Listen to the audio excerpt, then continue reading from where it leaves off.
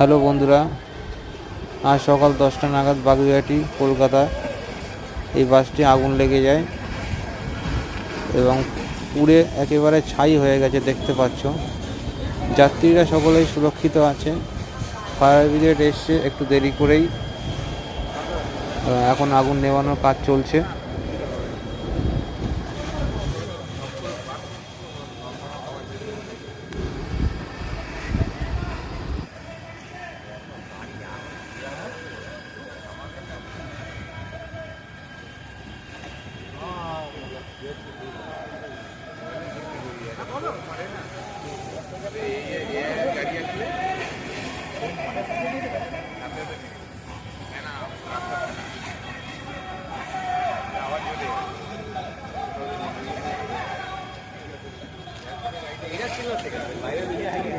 Already fire brigade চলে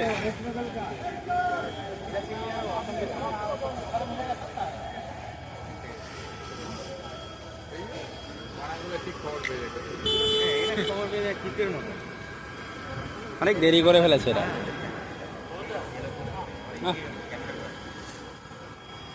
media ভাই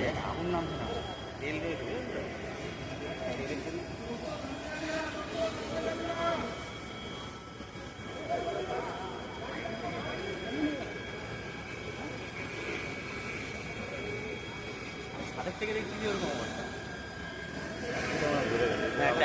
ট্যাঙ্কিটার জন্যই তেল ছিল মনে হচ্ছে। এখনো পানিটা ওপরে থেকে মারতে পারলে পারবে না।